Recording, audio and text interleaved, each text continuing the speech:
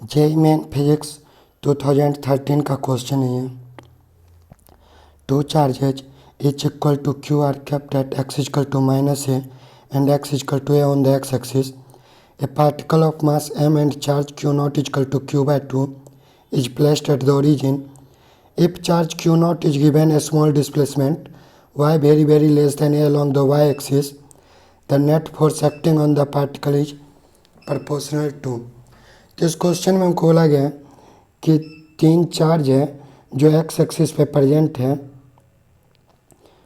दो charge origin से ए distance पे है और एक चार्ज ओरिजिन पे प्रेजेंट है। अगर हम ओरिजिन वाले चार्ज को वाई डायरेक्शन में स्लाइटली डिस्प्लेस करें तो इस पे लगने वाला नेट फोर्स क्या होगा। तो अगर हम इस एंगल को थीटा मान लें, ये वैल्यू y है और ये a है, तो ये जो डिस्टेंस आएगा ये आएगा a square plus y square. अब हम इसको अगर इस फिगर से देखें तो जो x डायरेक्शन का फोर्स है वो तो कैंसिल आउट हो जाएगा, एफ साइन थीटा। जो नेट फोर्स बचेगा वो y डायरेक्शन में बचेगा और उसका वैल्यू होगा 2f cos थीटा के बराबर।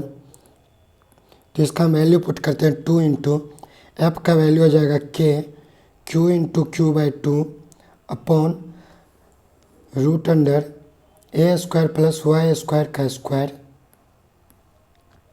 इंटू कॉस थीटा का वैल्यू हो जाएगा बेस अपॉन हाइपोटेनस, तो y upon root under a square plus y square. तो ये जो एफ नेट आएगा वो आएगा k Q square upon a square plus y square to the power 3/2 into Y.